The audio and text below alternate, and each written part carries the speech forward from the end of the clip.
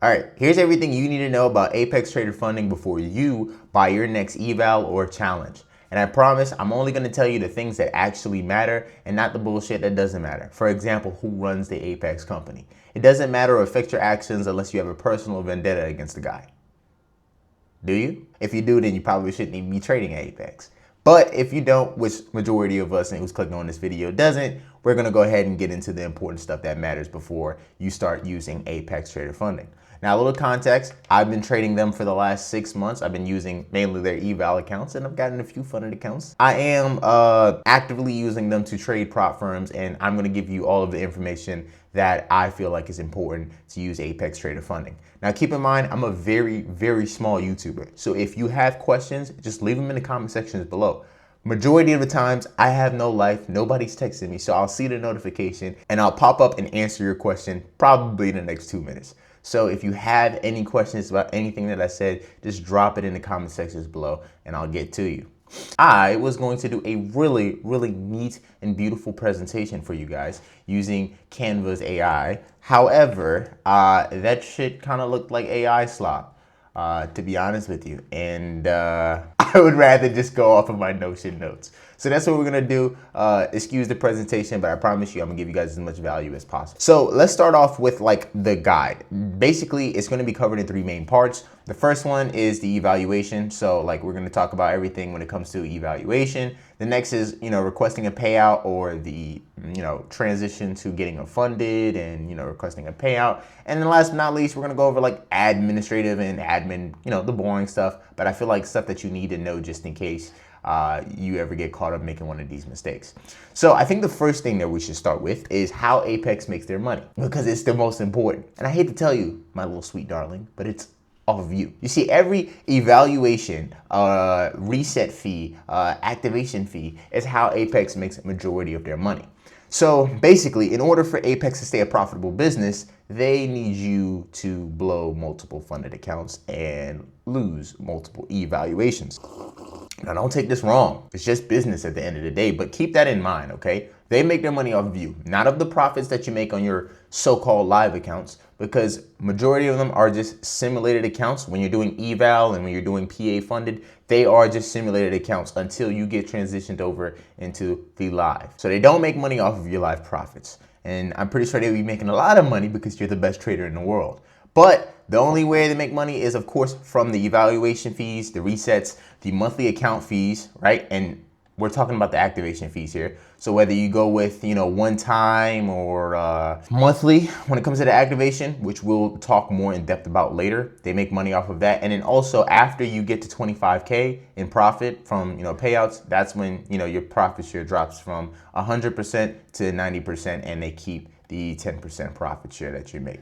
Which, if you really think about it, if it's on a sim account, then they don't really make any money off of that. They just saving money. All right, so one thing I think you should keep in mind before we should continue is, please, for the love of God, track how much you are spending when it comes to these Propfirm evals. I built a little free tool called Try Agent Prop, or just Agent Prop in general. All you have to do is come right here, and then all you would simply do is just upload your bank statement. It'll find the transactions from all of futures prop firms, so it's specifically built for futures. However, all you have to do is just create a little account. We're gonna do that with Google. And once you create an account, all you gotta do is just come right here up to the top, upload your bank statement, find transactions. It's gonna find all of the transactions via prop firms. You can just list it as eval, and then you can check the status. So both of these, one was passed, one was failed, save transactions, and now once it loads up, you're able to see how much you're spending on prop firms, what's your total revenue, right? If you made any payouts, you can come down to the bottom right here, go to funded accounts. For the accounts that were passed, you can hit add a payout and you can add your payout amount. It's gonna ask for you to upload a bank statement so it knows which payouts are true and which payouts are not. This way you can be realistic as possible with yourself and not lie to yourself, essentially. So that's Try Agent Prop, absolutely free. Go give it a shot just to keep track of your expenses. Now, if you see any of these things called PL, this is a personal lesson that I'm planning to go over. So first things first, the first personal lesson is that the only thing that is at risk when you're buying these eval accounts are the amount of money that you paid for the evaluation. That's it. It's not the $50,000 that you believe that you have to your name that you're trading. nor is it the 2,500 in drawdown that you actually have.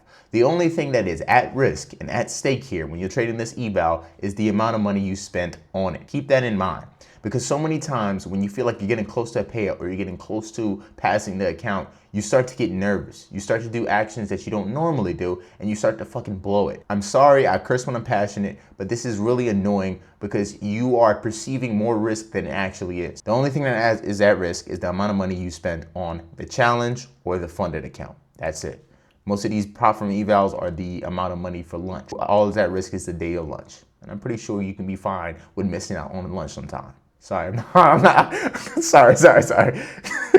The next personal lesson is, before you even get started with these Propfirm evals, set aside a bankroll. What is a bankroll, Omar? Well, essentially, it's an amount of money that you have set aside for this certain thing. Say, for example, you're a basketball guy. You love basketball as a hobby, right? You love everything that has basketball related, basketball accessories, basketball shoes, basketball whatever. But you're also a good budgeter. You're gonna set aside a certain amount of money for your basketball hobby expenses every single month. And when you want to buy your basketball hobby essentials or whatever, you pull from that bankroll in a sense. Have one for Propfirms. And do not go outside of that bankroll to fund your Propfirm evaluation journey. Don't do it. It's not worth it, okay? This is also another personal lesson that can help you from getting in depth, right? Or like being in depth with these Propfirm evaluations. It's not worth it. At the end of this video, I'm gonna share the most invaluable and personal thing that you need to remember from this guy. It's gonna be the only thing that you need to remember about Propfirms and the whole game in general. And honestly, it's gonna be something that you're not gonna hear from a lot of people, but it is gonna be towards the end. So, hey. Get your hand off of that timeline right now. So let's continue, all right? So let's talk about the account types and pricing. Woo! Account types. So there's 3 main account types when it comes to Apex trader funding. For now, I'm just gonna call them Apex, okay? Cool with that? So the first one is Rithmic, okay? So Rithmic is just basically, it allows you to use different trading platforms. Rithmic, you're able to use with Quant Tower, you're able to use with Ninja Trader, I think. You're able to use with Sierra Charts, Motive Wave, all of these platforms, majority of them use Rithmic data feed. So Rithmic is a really good one. Tradovate is basically this one. Tradovate is built-in platform essentially. It's kind of like Trading View in a sense, but it has the same integration. You can integrate it with Trading View if you're a Trading View trader. There's that as well. And then Wealth Charts, I'm gonna be honest with you, I don't know what that is. I don't think you should be going with Wealth Charts. I mean, it's up to you. Here's what I would say, right? Rithmic, if you're a little bit of intermediate / advanced trader, you most likely have a trading platform that you're used to, and most likely of the time, it'll take Rithmic.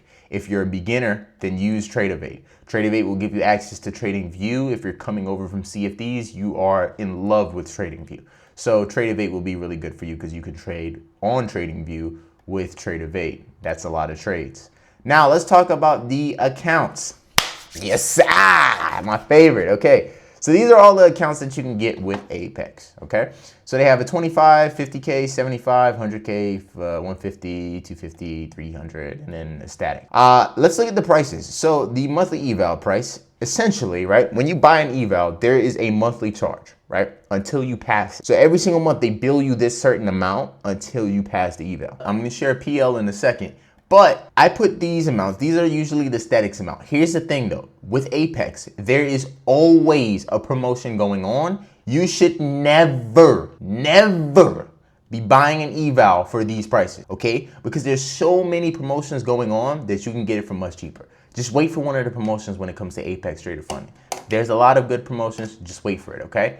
The reset fees are pretty stagnant. They're about 80, they're 80 across the board, no matter what account size you go with. And then lifetime is pretty accurate. Your monthly fee with majority of them are 85, but the lifetime, the PA lifetime is the one that increases more often.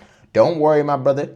Don't worry, okay? I will go more into depth when it comes to the PA activations and the PA monthly fee in a second and how to choose. So the chart that we went over is the chart for Rithmic and Wealth Charts. Let's talk about Tradovate. Now, Tradovate is a little bit more expensive because they're Tradovate. Now, I don't know why they're a little bit more expensive. I guess it's something to do with the platform or whatnot, but it is a little bit more expensive. It's about like a $20 increase across the board, essentially. So just keep that in mind. I think that's how they're like kind of using to kind of spread out the margins, because I'm pretty sure that they have some affiliate deal with Tradovate and they're trying to, get a little bit more of a profit split. But let's talk about the account size breakdown. This is going to be the most important part. Pay attention, young Padawan. Okay, so the 25K, right? Each one of them have a profit target and a trailing drawdown. Don't worry, we'll talk more about the trailing drawdown in a second. Each account size, essentially, in order to pass, you got to hit the profit target before you hit the trailing drawdown. Keep in mind the contracts as well too. This wasn't something that I went over too much in the chart here, but basically you're only able to trade a max amount of contracts when you are in the evaluation phase. So for like a 25K, it's 4 minis or 40 micros. For 50, it's 10 minis or 100 micros. Just keep that in mind, okay? Next but not least is the account size breakdown. So this is the most important part, and what I really want to talk about is these R to R ratio. When picking an account, you must keep in mind how much you need to pass and what your trailing drawdown is. Essentially, the odds with the rules are already stacked against you when you're trading Propfirm evals. You want to put the favor, or you want to put yourself in the odds that hopefully play in your favor as much as you possibly can. So let's take a look at the profit target and trailing drawdown. So with the 25K, it's the easiest to pass. Why? Because you get the same amount of profit target as you do with trailing drawdown, which means there's about a 50-50 chance you hit either. Now, depending on what your edge is, it could be more 40-60 or 60-40. It depends on how good of a trader you are, but this is the most even. As you go up to the 50K, you get more leverage. You get more money to trade with. You get more contracts to trade with, right? But your risk to reward ratio starts to take a hit. So if you know anything about risk to reward, right? I'm pretty sure majority of you guys have put a tool on your trading view chart, and you try to aim for the 1 to 3 R trades, the 3 to 1, the 3 to 1 RR, the I'm gonna risk 25 points to make 75. Yeah, we're talking about that. It's the same sense here, right? But however, you start to have a negative risk to reward ratio, right? And now I'll point out the bad ones for you. Now I'll just highlight it in red. So you'll start to have a negative risk to reward ratio. So with the 50, that's when you start to have a negative risk to reward ratio. The 75, it goes up a little bit. So your negative risk to reward ratio goes from 1.2 to 1.5, which means that hypothetically, you are more inclined to hit the trailing drawdown than the profit target, just because the profit target being stretched out so much. With the 100K, it's a 1 to 2, right? So now you have to double the trailing drawdown. And then as you can see, 150K and then 250K, same thing, right? You now reach into the 2.3s, where it's like, oh snap, you have to double it and some more in order to pass these evals. So here's a rule of thumb. If you're a beginner, go with the more even risk to reward ratios. Once you prove you can get payouts, then feel free to jump up in account size. So if you're a beginner, if you're just starting out on this, if you have a very if you have like a small bankroll that you're dedicating to trading these Propfirm evals or Apex, right? You want to target the lower risk to reward ratios. So anywhere from a 25K to a 50K is good. The better you get as a trader, that's when you can start going up. This is what I recommend though. If you are going to go anything past 75K, you might as well just stick with the 150Ks. You get much more leverage and have a less impact on your risk to reward ratio than at 100K and even 250K. So keep that in mind, okay? So now let's talk about the evaluation phase. And to introduce ourselves to the evaluation phase, I will do my best impersonation of my favorite announcer or sports announcer, Bruce Buffer. And now it is time for the moment you've all been waiting for. It's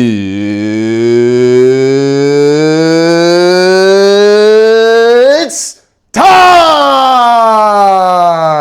for the evaluation phase when it comes to Apex Trader funding.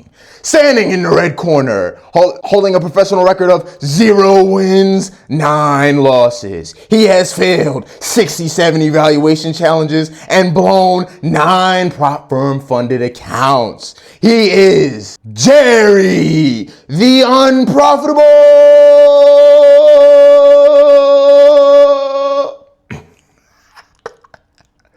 Trader! Now fighting out of the blue corner, holding a professional record of 200,000 wins and 0 losses. He is one of the biggest futures prop firms in the whole entire space. And the reigning, defending, undisputed heavyweight champion of the world, Apex Funding!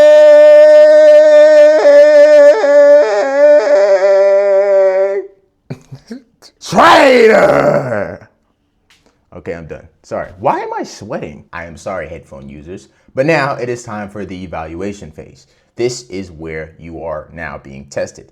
So let's go over some of the requirements. Now, I'm going to kind of highlight what's going to be subject to change. So the first requirement is the minimum of 7 trading days. Now, I'm not going to lie to you. There are so many promotions now where this one is a little bit questionable. And what I mean by questionable is that sometimes there's promotion that runs where you only need 1 trading day, which allows you to get 1 day until passing.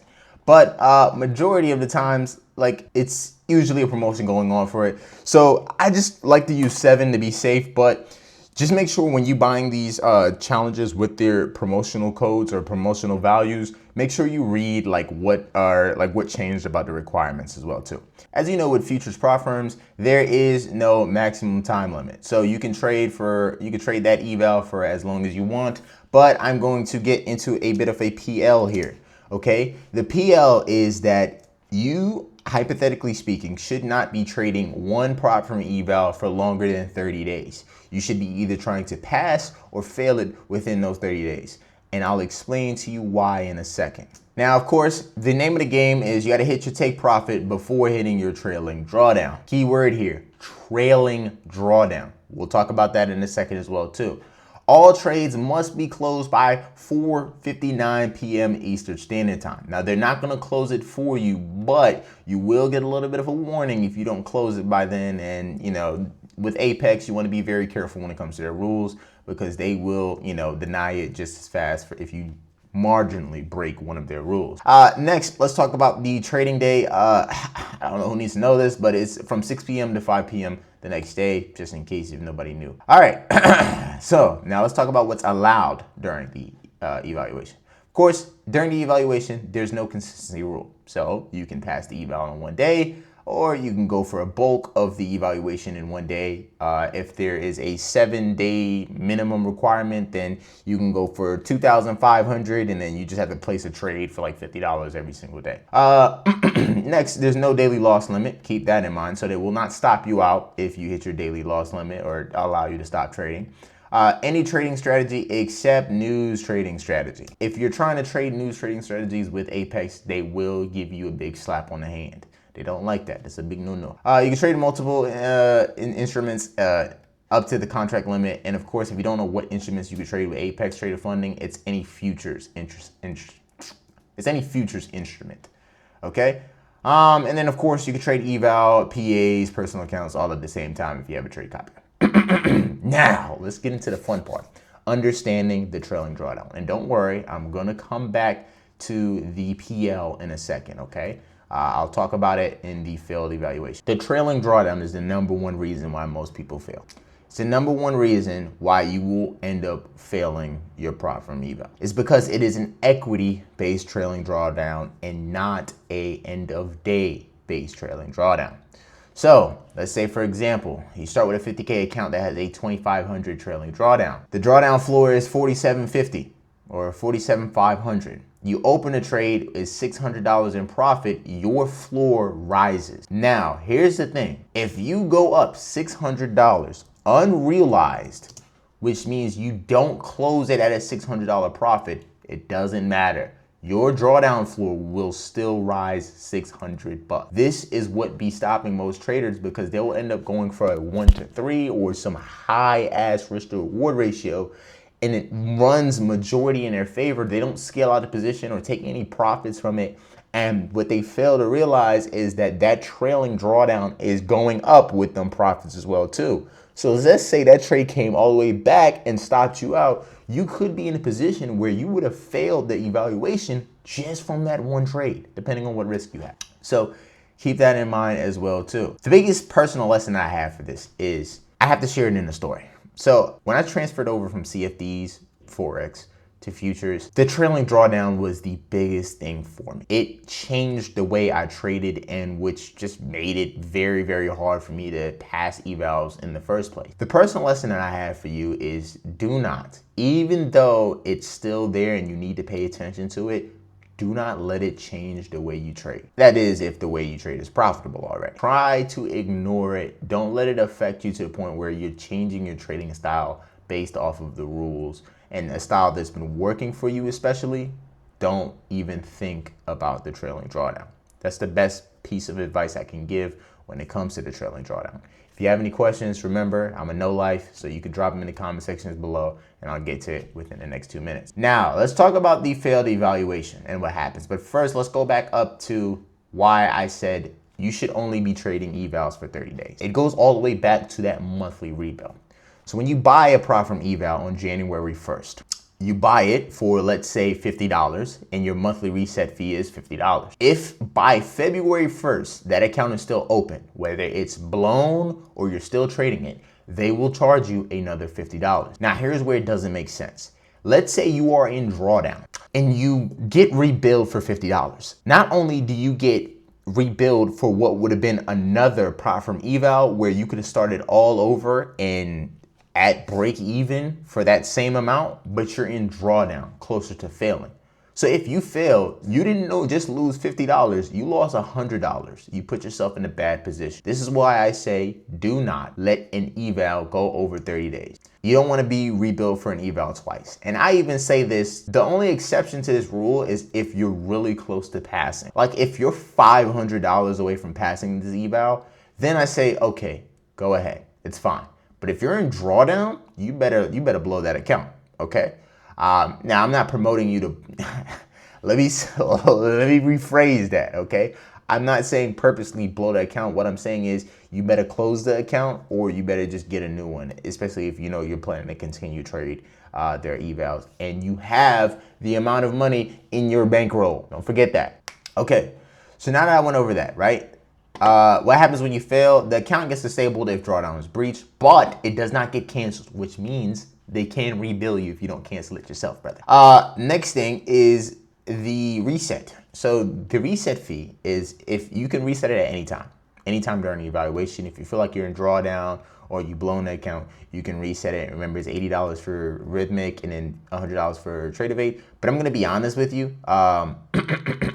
Sometimes it's cheaper to just buy a new account than resetting, right? There's so many promotions going on with Apex Trader Funding that you can get a 50K for $20 sometimes. You could buy 4 resetted accounts for the same price just to reset that single one. And it doesn't like reset you and put you at where you was at before you blown your account. It just puts you right at break even. So at this point, you just might as well buy another challenge. So now, Jerry, are you Jerry, Mike, or Tom? I know you're one of them. You're probably a J. Jay, you have officially passed the evaluation. You've hit the profit target before you hit the trailing drawdown, and now you are funded. You probably are excited. You probably hit one of these. But Jerry, it's not over yet. It's not over until the fat lady sings. She hasn't even opened her mouth yet. When you pass the evaluation, first thing you should do is you should stop trading immediately. There's no point in trading after you pass the evaluation. They usually send you a confirmation email with you passing within the next 2 business days. Now, I said within the next 2 business days because it depends where you pass. If you pass Friday, you're not going to get that email till Monday. Sometimes you get it within the next 30 minutes. It just really depends. 2 days maximum is usually the wait time. They usually send you an email with a contract, basically like a background check and whatnot, and then payment options as well too.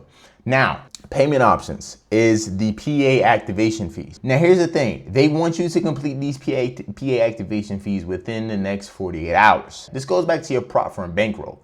Do you have the bankroll with the Propfirms? If you don't have the bankroll for it, then maybe you shouldn't buy. We're smart financial guys here. So the activation fees, there's 2 options. There's the monthly option and then there's a lifetime option. The decision is final, which means once you select, you cannot change it. Very important decision you need to make here. So there's $85 a month, right? And then $105 a month for Tradovate if you go with the monthly option. But if you go with the lifetime option, it can truly range, depending on what accounts you go with, from anywhere from $130 to $340. Now we're gonna come back to the Apex promotions because they run a lot of promotions. So sometimes they may run a promotion where the activation fee is only $85 for a lifetime, which is a pretty good deal if you're planning to hold the account conservatively. Now, I would like to give you some tips to help you decide what essentially option you should select. So if you're going to be aggressive with the funded account, which means you're most likely going to start off with 1 or 2 minis with a funded account, you have a higher likelihood of either getting to your payout buffer a lot sooner or blowing the account a lot sooner. So you should go with the monthly option because your lifespan of a funded account going that route is not going to be longer than 2 months. You're either going to reach your payout target or you are going to blow the account. I would go with the monthly option if that was the route that I was going and you would be more aggressive with the funded accounts, because that way you would only spend $85 instead of the $130 or $300, $400. It depends on what account size you go with. But if you know you're going to be more conservative with the funded account, where you're going to start trading some micros and you're going to try and hold on to this funded account as long as you possibly can, then I would go with the lifetime option. Because once you go past 2 months, essentially, you will start overpaying if you go with the monthly option. That's why if you're being conservative, go lifetime. If you're being aggressive, go monthly. Now, young Padawan, I'm sorry. We got to talk about the PA or the funded account rules. So these are the rules that I think is most important you need to know because they will stop any payout request if you don't follow them. So pay attention. First things first is the safety net rule. So the safety net rule is that the trailing drawdown, yes, that doesn't go away, it's still here. The trailing drawdown stops at your initial balance plus drawdown amount plus $100. So if, say for example, you have a 50K account, the safety net is 52,600. You have a trailing drawdown of, if we don't remember, we can go right here, 2,500 and $100 plus your initial balance, which was 50K, which means in order to request a payout with a 50K account, you have to get to 52,600. That's what your account balance needs to be before you can request a payout. I know, right? Now, this is going to be required for the first 3 payouts. You will need to reach the safety net amount for the first 3 payouts before you can request one. Now, contract scaling rule. This is the next one, right? This is one that I did not know of until I was funded. You can only trade half of the maximum contracts until you reach the trailing threshold stop point. So until you reach, if you have a 50K account, same example, right? If you have a 50K account, until you reach this amount right here, you can only trade half of the maximum contracts. So if we go back up here, we see that the maximum contracts was 10 for the 50K account. You can only trade half, which means it'll be 5. So keep that in mind as well too. Now, also keep in mind another thing, the end of day balance needs to exceed the safety net. So the end of day balance, not your equity balance. The full contracts will be available your next trading session or the next trading day. Next is the 30% consistency rule. Now this, you didn't have an evaluation, but now you have PA/funded account, which is simply saying no trading day can account for more than 30% of the total profit at payout time. So let's say, young Padawan, you grew your account to $53,000. Woo! That's a lot of money. But you had one trading day where you were specifically on fire. You were so much on fire that you made $1,500 that day. You sly guy. You think you're all dandelion, sunshine, and rainbows, but what you didn't realize is you just made your payout a whole lot harder to get because your best day has to be 30% less than your total profit at time of payout. So let's look at this. You grew the account to 53,000. However, best day was 1,500. No good, my friend, no good. So what does that mean? Essentially, you would have to wait here until you reach your new account balance, which is 1,500. Oh, sorry, not 1,500, 55,000. Because then your best day would be less than the 30% of total profit because you would have made $5,000 in total profit. Make sure you remember that. Make sure you remember that. Violating it doesn't mean that you lose the funded account. It just means that you're not getting that payout until you dilute below 30%. Now, the rule resets after, every approved payout, so you don't have to worry. It just kind of resets. But it does not apply after the 6th payout or when you get to a live Propfirm account. Now, let's talk about the negative 30% P&L rule. Now, this is one, when I came up across it, I'm gonna be honest with you, I didn't understand that shit. So I had my good friend and research scientist, Chad GPT, go over the negative 30% rule in a simplified manner for us. So let's talk about how it works. So scenario 1, you have a new PA account or you have low profits. Your limit is 30% of your trailing drawdown threshold. So example, if you have a 50K account, your trailing threshold is 2,500. So you have to keep in mind 30% of 2,500 is 750. This means while you're in a trade, your open loss cannot exceed $750 at any given point. Now that I think about it, I may have broken this rule. So if you enter a trade and it immediately goes against you by $800 while you're holding it, you have breached the rule. Scenario 2, let's say you've built up your profits in your account. Once you have actual profits, your limit becomes 30% of your start of day profit balance. So let's say you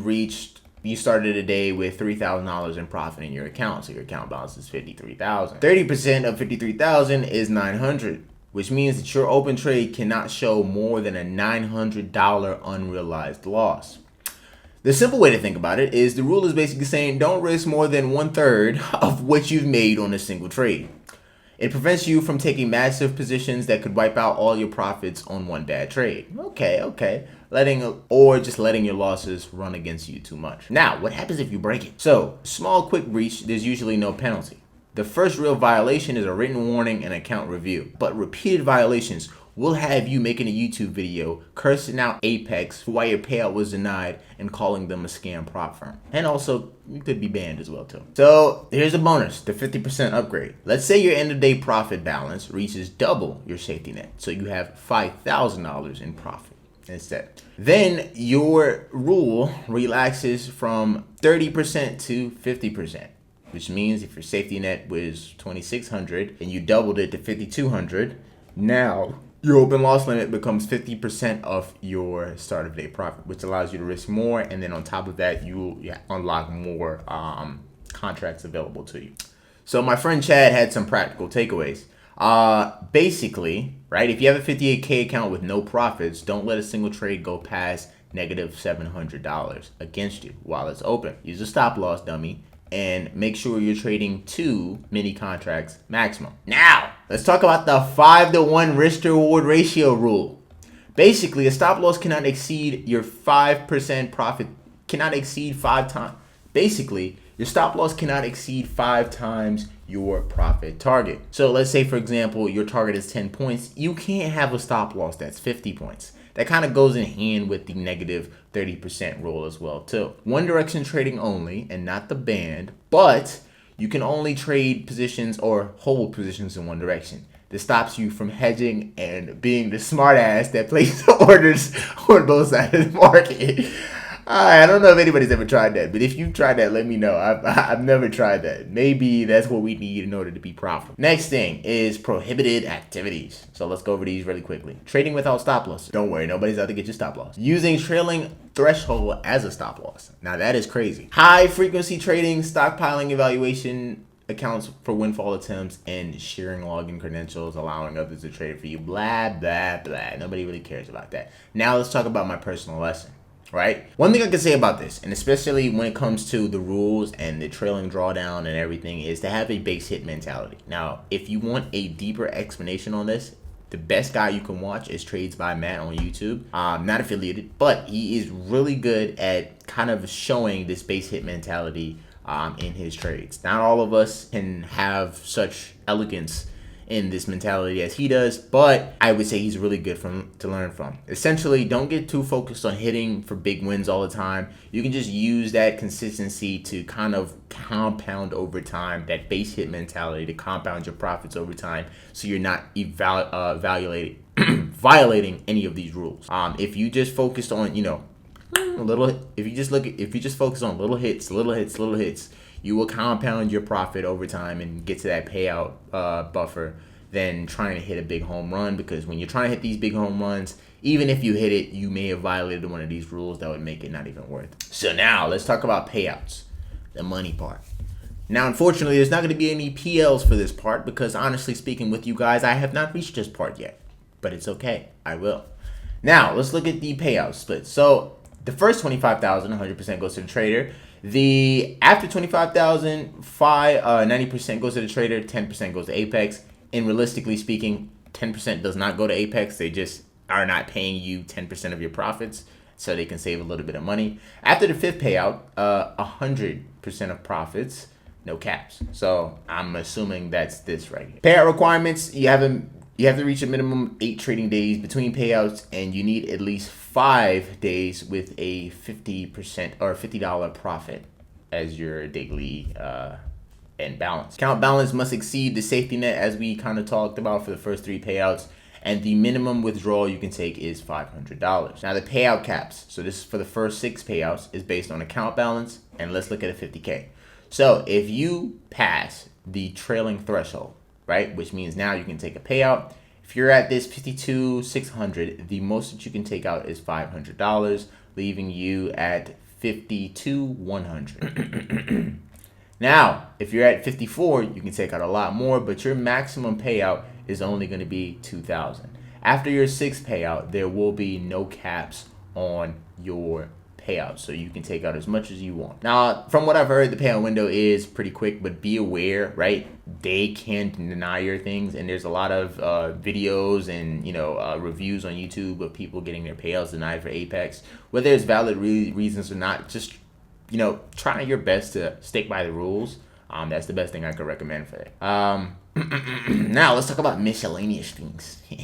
Commission rate, right? This is very important because this is one of the reasons why I don't trade with Mafu. Mafu commission rate is insane. If you're a scalper, you need to pay attention to your commission per trade, because before you know it, you will have wasted so much in commissions that if you didn't pay attention to earlier, could have made you pass the challenge a lot quicker. So this is something that I really wanted to just kind of go over briefly, but if you're a scalper, pay attention to the commission rates based off of whatever Propfirm you trade. But for Apex, here's the commission rates. They're pretty good. That's why I mainly use them as a scalper. Now let's talk about common mistakes and how to avoid them. So the first things first is over leveraging on one day. Dude, calculate your risk beforehand, okay? I understand some people are trying to pass these evals in one day, and that's fine, but do it intentionally. If you don't have the money to be trading prop firms aggressively, then don't trade them aggressively. Not understanding the trailing drawdown. Hopefully we've covered that for you. Letting winning trades come back to break even. This goes back to that whole trailing drawdown method, right? Unrealized profits still count against you when it comes to the trailing drawdown. So just keep that in mind.